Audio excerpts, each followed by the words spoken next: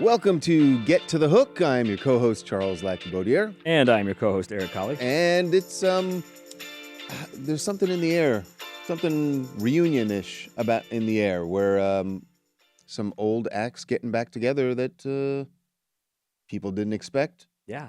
And some legends sort of hanging it up and doing it with all of her famous friends. Some A-list guests from several generations. Yeah, some here's the thing. This episode is just going to make me feel badly about shows I didn't see. I'm so sad I missed. Over the last 2 weeks, I don't know how many times I've heard someone call me and go like, "Oh, this show was so great, you should have seen it." I did that to you 2 weeks ago, but it was for Christopher Cross, Men at Work, and Toto. So that was a great show. It kind of started with that one, and then this weekend, where my friends went to see The Who at their last show at Madison Square Garden. I'm going to see Oasis on Saturday. Now you're going to see Oasis. I will say, not that I would have been a huge fan of this particular reunion. It's a little bit past my time. A little bit. But I get why people are excited about it. People are excited, yeah. And God bless the Jonas Brothers, man. The Jonas Brothers bringing people together. It's interesting to me seeing this. So the Jonas Brothers are on their what's it called? The Welcome to Your Hometown, or Greetings from Your Hometown tour, and this is, to me, it's weird seeing this is the beginning of young millennial, elder Gen Z nostalgia, because they're hitting their 30s now. They're getting just old enough to be like, hey, remember high school? That's been like 10, right. 15 years ago for them. So exactly. The Jonas Brothers are very much a part of that era. And to the show, they brought Demi Lovato out, and they had a Camp Rock reunion, which was their big Disney movie in 2009, which was 16 years ago. Yeah. They brought Jesse McCartney out, who is a name that a lot of people, if you're older, you don't know. If you're younger, you might not know. But if you were a teenager in that era, you know Jesse McCartney. I saw the people in this office so excited the day that Jesse McCartney joined them on stage. So the big thing at their show in Dallas, Texas, the big millennial Gen Z reunion moment, nostalgia moment, was to reunite Fifth Harmony, mostly. 4/5 of Fifth Harmony. 4/5 Harmony. Which also, by the way, on our Labor Day episode last week, we played their song Work From Home. I did not plan on talking about Fifth Harmony 2 weeks in a row, but here we are. They surprised us. They came out, they did a little medley of Worth It and Work From Home. 4 of the members. I'm pretty sure I can figure out which 1/5 was the holdout. Which 1/5 was the holdout, but there's rumors that it might happen. Here's a little live clip when they came out. Listen to the crowd, so excited when Fifth Harmony came out to do Worth It.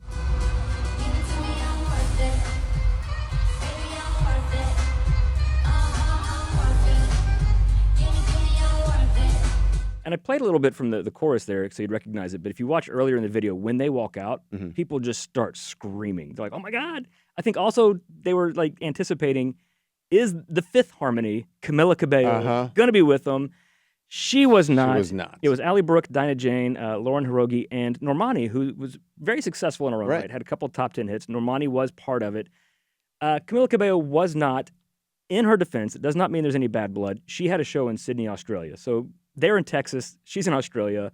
No way to make that happen. Right. But Fifth Harmony posted the video of this. They said, thank you, Jonas Brothers, for having us. It felt amazing to be back, with a little sparkly heart emoji. And then Camila commented just 4 hearts. Ooh, well, wait a second. But not 5 hearts. Why not 5 hearts? We're reading into it, but people are now speculating, one, is this a one-off thing, just a fun get-together at the Jonas Brothers show? Or was is Fifth Harmony coming back? Doing a little test. And will Camila join them if it becomes more of a regular thing, if they do some shows? So if you're them and you go out on stage, you know your people and you yourself are out there on stage and you're trying to judge what was the audience reaction, how much do they have an appetite for this? And if it was good enough, that's when they start meeting and they go like, look, we could do this. We could do however many shows. It's probably not going to be like a huge world tour or anything, but no. And Fifth Harmony, I hate to make their fans mad. They were never that big. Like they weren't NSYNC or Destiny's Child, that level. They weren't One Direction, that level of huge group. But they were definitely big. Had a lot of hits, had a lot of fans. So, and especially if they got back with Camila, then that leaves her the opportunity to do those big hits with Fifth Harmony. She can do her solo stuff too.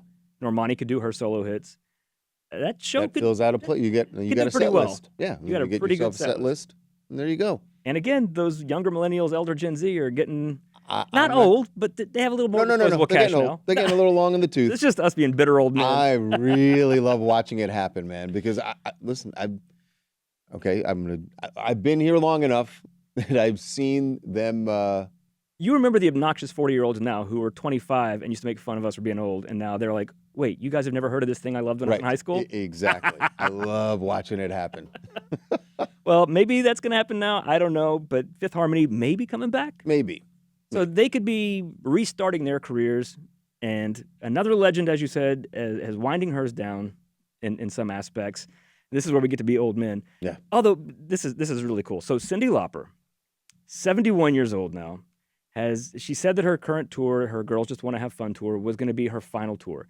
And she did say very clearly, so nobody thinks like, oh, okay, she's just faking farewell tour. She's going to do another one. Not a Cher farewell thing. Well, kind of it is. We'll get to that. But Cyndi said, I'll probably pop up and do some shows. I'll perform again. I'm not saying I will never perform. I'm just not going to go on a big tour like this. And she hasn't toured in a long time anyway. Yeah. She's 71. She clearly doesn't want to do that kind of a big thing. That is a lot of strain, a lot of stress. So she had a big blowout. She finished the final show of her final tour at the Hollywood Bowl here in L.A. The guests she brought out, it's insane. Joni Mitchell came on stage with her and did Joni's song Carrie, yeah. And they sat together because Joni Mitchell needs to sit to play now. She's in her 80s. John Legend came out and sang Time After Time with Cyndi Lauper. SZA came out and did True Colors. I mean... But that just shows the appeal of Cyndi Lauper, that Joni Mitchell, who's before her generation, was happy to do a song with her. John Legend from 20 years ago, he's been around 25 years almost. SZA, one of the biggest stars in the world right now. And then the big final guest at the end of the night, of course, the last song she's going to sing is Girls Just Want to Have Fun. Right. What girl? Speaking of Cher. Bring out? Cher? Cher came out, and this is the two of them doing Girls Just Want to Have Fun.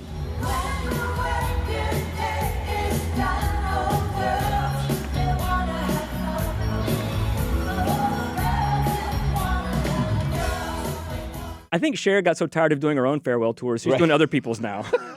She's like, well, Cyndi, you done? Okay, just explain to me, what is it I am doing wrong? Where am I not looking? How come I am not... Do I need to set up, like, alerts or something? You get just follow... For all the venues? Yeah, some venues, some ticket agencies. I'm missing freaking everything. Oh, I'm sad about this one. I would have gone. I love Cyndi Lauper. I've never seen her live. But it was Labor Day weekend, and I had plans. I was out of town. I'm sad I missed it. If she performs again, although we know this is definitely not the last time she's going to be in public, because 2 months from now she's being inducted into the Rock and Roll Hall of Fame. I don't know if she's performing or not. I don't know why she wouldn't. Wait, is the induction this year? Are they doing the ceremony here in LA or are they doing it in Cleveland? They move it around every. Don't think it's here, but I'm not sure. But it's happening in November, so maybe you can score some tickets to that. I've done it before. Yeah. I mean, I didn't scored. I just bought the tickets. They were very expensive, but still, it was worth it for those shows because you're getting legends. You're getting people getting inducted into the Hall of Fame. I love that Cyndi Lauper's getting to see all this love while she's still here to appreciate it. I think for a long time, a lot of people dismissed her because she has that Betty Boopy, cartoony sort of persona, which is why for me as a kid, this is where maybe the couple years between us come in. I loved Cyndi Lauper as a kid. I thought she was great. I don't know if you were a fan of her. No, I was. I was definitely a huge fan. Because she had that cartoony persona that was just fun and great when you were a kid and still appeals to kids. Girls Just Want to Have Fun has like 1 or maybe even 2 billion streams at this point. That song is huge still. But she could back it up with songs like Time After Time and True Colors. Yeah, and I felt like we've talked about the whole thing that the media sort of pitted. It was her against Madonna and all that. But I always thought while Madonna was like this incredible performer and entertainer, that Cyndi, even though she has that quirky voice when she's speaking, I always thought that singing-wise, I preferred her voice to Madonna's. Oh, absolutely. Vocally. Especially at that time. Yeah. I think Madonna got better as a singer over the years. And she put work into that. You got to give her credit for that. But at the time, I always thought like, oh, Cyndi Lauper, I'm a huge fan. Not that I like Madonna too, but... Oh, yeah, I mean, I like them both. No need to pick. Exactly. You don't have to pit them against each other. But I'm glad that like the Rock Hall of Fame and like these fans are acknowledging like, oh, she's actually really amazing. And, didn't have the body of work that Madonna did. She's released albums off and on. She did Kinky Boots on Broadway. She's had an amazing career. But I'm glad she's getting that appreciation. And like I said, people like Cher and Joni Mitchell, who were kind of before her time, like they were already superstars by the time Cyndi Lauper came around. And then you have John Legend and SZA, who were decades later. It's them showing up to show their appreciation that and for her to know that not only are obviously there's fans filling the bowl there, but that really respected artists respect her and recognize what she did with her career, respecting her body of work. And that I think of Cyndi Lauper as quintessentially 1980s, the synths, the sound, the cartooniness, the hair, all that. So much synth. But it's also so much synth. But it's also timeless because they're just good songs. Time After Time is just an impeccably written song. It just sounds good. And I've heard so many covers of it in so many different genres, and it works in all of them because it's just a good song. And the thing I love about Cyndi Lauper is that if you took just a snapshot of that first song, that could have been, if that was her only hit, it screamed one-hit wonder. Yes, it screamed one-hit wonder, and you kind of thought that that's what was going to happen. And the fact that she went on to do so much more, and musically and also just as a performer, that it wasn't just this one quirky, colorful thing with, Captain Lou Albano. And, I think because Time After Time was the follow-up single to Girls Just Want to Have Fun. I think if she had gone with She-Bop or something else, it would have seemed more like, okay, she's a one-trick pony. Right. But then you saw, she's got some depth. Exactly. And also, fun fact, I think it was the first debut album in history to produce 4 top 10 hits. Really? And at that time, one of the few albums to produce 4 top 10 songs. Yeah, because that was the beginning of that era where you had... That was after Thriller, when every album just had to fire off single after single after single. Right, exactly. Right? So, good for Cyndi. I'm sad I missed her show. Hopefully she'll do some one-off somewhere. I'll get to see her live. But I got to figure out alerts on this thing, man, because I am missing way too much. And and my friends back east always go like, "You live in L.A. What the hell's wrong with you?" Like every show comes. Show comes through. How are you missing shows? Man, it's crazy. Do you remember when we did our Gen Z episode? We talked about the singer Somber, who just turned 20 years old this summer. I'm a big fan of his. His album just came out, so I got tickets to see him at the El Rey in L.A., which is a smaller venue, like a little club. And I was like, I'll probably never get to see him in a place this small again. The show is at the end of October. My wife, she bought the tickets, and she got an email that they've moved the venue now because he's too big. Really? Where to move to? The Shrine Auditorium, maybe? Yeah. I'm trying to remember now. But But I could walk to the El Rey. I was part of the appeal of buying the tickets. I'm like, I could just walk there. Great. Now you got to sit in traffic. Nah, I got to get an Uber, a whole thing. But wow. But yeah, you got to pay attention to the live shows. Attention. The only show I never miss. Well, I do miss it by choice. But I have a friend who literally is like a human alert system for a group called J-Rad. Okay, Joe Russo's Almost Dead. Every time. So you always know when... Oh, I know. J-Rad is playing in October here because a month ago my friend sent me, he's like, hey, they're playing in October, blah, blah, blah, whatever venue. Like, you got to go. Can you not hit me up about... He told me about The Who, but he told me like the week before. I go, dude, I can't just come to New York like that on a... Right. Give me like a month's notice on that. I would have come back. Anyway. Enough, but you're going to get to that J-Rad show. I know. You're like, boo-hoo. By the way, I did see J-Rad once. One time I did go. And actually, they're really, really good. Well, I'll have to check that out. I'm not familiar. Let's do some other headlines. Yeah. There's a lot has happened. I realized since we did our episode just last week. Past week. One thing that I think just people might have missed, I don't know if you heard about this, Taylor Swift got engaged. What? Really? Yeah, apparently that happened. Okay. Yeah, Taylor Swift got engaged. Just today we get confirmation that her one-time nemesis, Scooter Braun, is now dating Sydney Sweeney. Go figure that. Apparently that's didn't see that coming, but cooking for a while. Go figure. Lil Nas X happened since last week. Oh, and then Lil Nas X. Now his dad has come out and said that the pressure of fame is what led to his mental breakdown. So I don't know if that's a good or bad thing when the family members start making statements, but... I mean, look, that's certainly what it seemed to be like. There was some sort of breakdown happening. Because they said the toxicology, there was nothing in his system. Right. Yeah, so if there's no other reason to be walking down Ventura Boulevard at 4 to 5 a.m., first just in your underwear and cowboy boots, and then stark raving naked. Fully naked. Yeah, he posted a video, saying that he said your girl's going to be okay. I hope he's all right. What is it about the Valley? There's something. You're blaming the Valley? No. I'm just saying they always, like, people end up, like, on Ventura Boulevard. There is something about it, and I've been in LA for 30 years. this is at least the third celebrity I've heard of sort of having some sort of breakdown. Because they certainly never happen in Hollywood. No, maybe when it happens in Hollywood, it's just nobody pays attention. Yeah, we just assume. Because everyone just keeps walking by like, oh yeah, that's. Yeah, honestly, that's true. But it stands out in the If valley. you'd been walking down Sunset Boulevard at 4 a.m., nobody would have noticed. Mm-hmm. But well, Ventura, you're Ventura, gonna know. it stands out. Well, we hope he gets the help that he needs. I definitely do. This story also sad, but there's a thing it's hard not to kind of chuckle about, and I felt kind of bad about it. Macklemore, back in June, had a very terrifying home invasion at his house outside Seattle. He was not home, but there was a nanny home. She had 3 small kids. 2 masked men broke in, bear sprayed her, like held her down and threatened her, and then demanded to know where like the jewelries and the watches and all the money was. Stole all of it.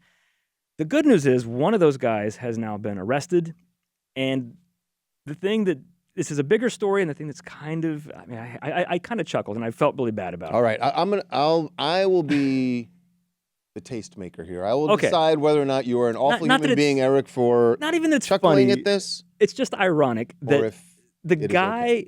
So they arrest this guy, and they actually recovered Macklemore's stuff, like really expensive watches and stuff, were at a pawn shop, and the owner of the pawn shop got arrested because he apparently was in this stolen goods racket about celebrities.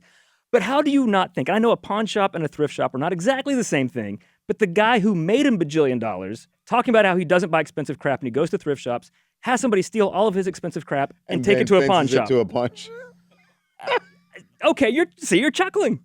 I already knew. I knew as soon as you said pawn shop, I was like, I knew why he was laughing, and I was like, I think we're both awful human beings. I think that's it.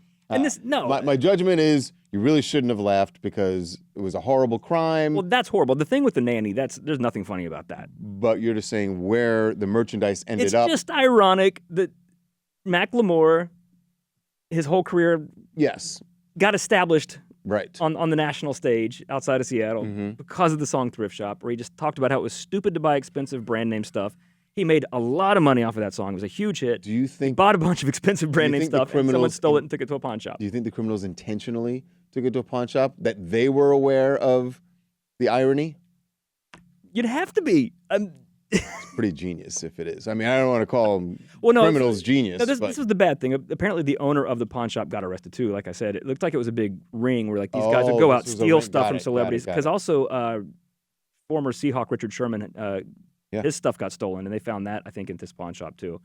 So, so it's a good thing they broke up this criminal ring. Good thing. Don't steal bad people's dudes stuff. got busted and. But Macklemore got his rich stuff stolen and sold at a pawn shop, and I kind of chuckled. Not even as a knock on Macklemore. I'm glad he got his stuff back. I'm glad everybody's okay. But it's hard not to see the irony.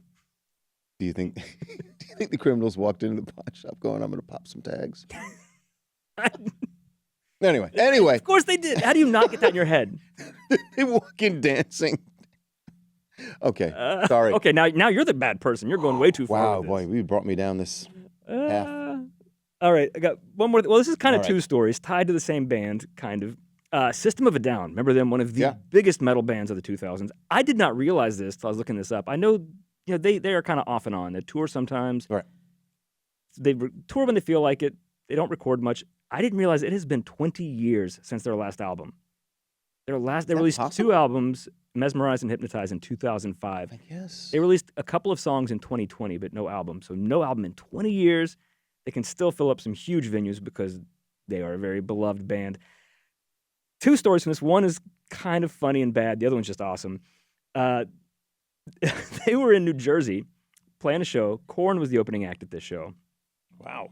And Korn's a headliner, so it tells you how big System of a Down is that Korn is their opening act.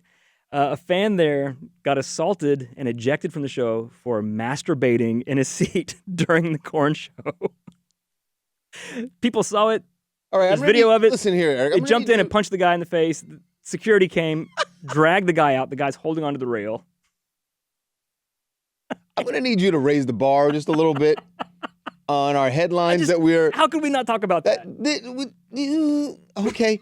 Which one is that? You said one of them is kind of awful. The next one's the awesome story. That is not the awesome story. Okay. But while we're talking about System of a Down, their current tour, By the way, kind of hard not to mention that. You know who's a huge fan of System of a Down?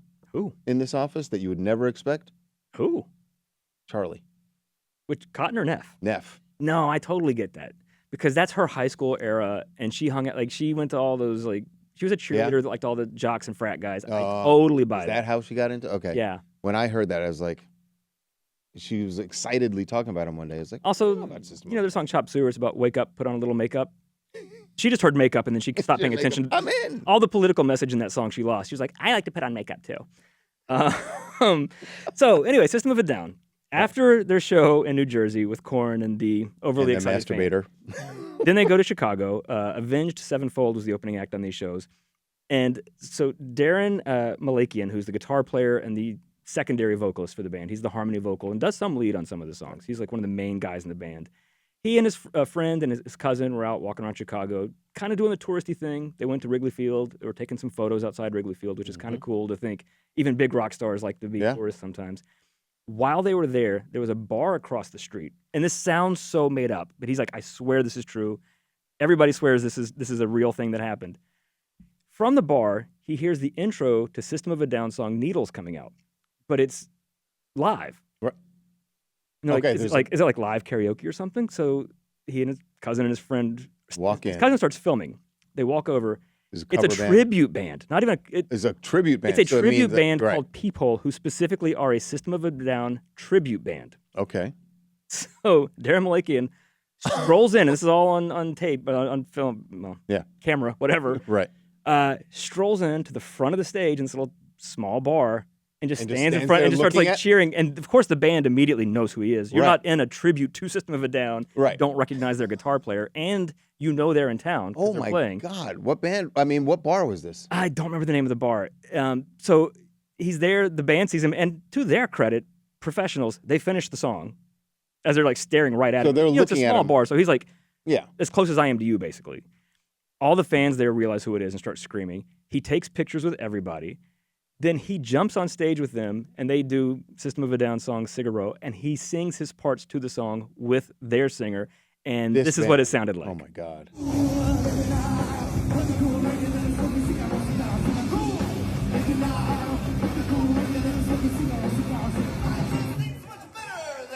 So he did the song with the tribute band. He posted the video. Like I said, his cousin was filming the whole thing, and so Darren said, the look on everyone's faces was priceless. To be honest, I was just as surprised as anyone else that this was happening. So many stars had to align for me to end up at the right place at the right time. One of the coolest moments I've ever had. I will always remember this night, and I'm sure everyone that was there will never forget it either. I think he's right about that. Wow. That you're a tribute band to this band, and the guitar player walks in, rocks out to you playing his songs, jumps on stage, performs one of them with you. That is amazing. By the way, I found it. The bar was the Cubby Bear. Okay. Yeah. Oh, I think I remember seeing the neon sign for that when you walked in. You see that. You familiar with it? I am. I've yes. Spent some time in Wrigleyville, just partying over the years. Just anyway. But I've never saw an actual artist come in and jump on stage and play like that. That's wow. And this Peephole band is legit. Like, it's not like they just formed to do this because System of a Down was in town. Like, you go to their Instagram, they've been doing this for a while. They just happen to be playing that night. Well, when the band probably did get booked because System of a Down but they play shows. Right. They play anyway. Right. So that they're in the town that night, and he happened to be out, happened to hear it, happened to walk in. That would just happen. What are the chances?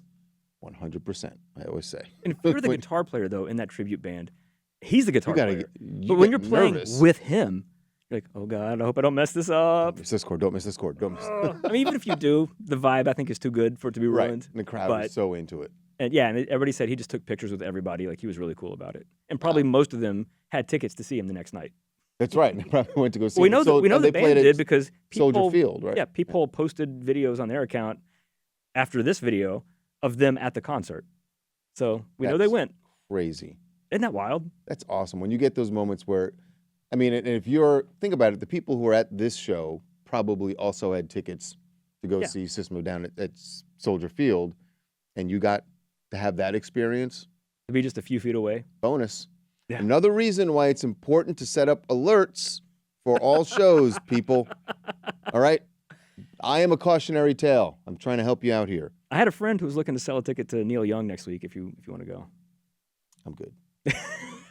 I've seen Neil Young once before, and he's good. It's just, Okay. I respect Neil Young a lot. I just, as a live performance. Been there, done that. Yeah. Not, Okay. Gotcha. It's all right. And Okay. he asked me if I wanted to go. I've never seen Neil Young, and I was like, I wouldn't mind seeing him, but also it's on a Monday. On Monday. I can't do Monday concerts. And there is something to, how do I say this? I don't want to be ageist, but. Oh, wow. Okay. But all artists reach a point where they're not as electric a performer as they used to be. This can't be. That's not even necessarily an age thing. The Stones are in their 80s, and they're still very electric live. Yo, you don't think so? I enjoyed them. I saw them last year. I also never seen them, so. Right. And there's even, the thrill of even just for seeing me, them. the Stones have kind of reached that point. They still put on a great show and everything, especially for their age, but it's not what it was 40 years ago. It can't be, and that's fine. You know? And yeah, actually, it's not quite 40 years ago. It was probably 30 the first time I saw them. I like how we were making fun of older millennials, younger millennials, older Gen Z for being too old. And now we're like, our favorite artists, if they're not dead, they're too old. Pack it in. Give it up. Yeah, when I want to see my favorite artist, I just go to Hollywood Forever Cemetery and just the one say hi to 'em. The one artist that everybody catches, Father Time. You can't miss him. Can't miss him. Everyone's he just will the be opening there. act. That's right. Always. Well, that was depressing. All right. Well, Go to some live shows, y'all. Go to some live shows. That is the takeaway. And if you're because you never know when a 2000s girl group might get back together. You never know when Cher might pop out. You never know when somebody might be masturbating in the stands. You just never know. Anything could happen. Had to bring it back to that. We'll see you next time. Way to go. Thanks. Raise the bar. Raise the bar. See you next time.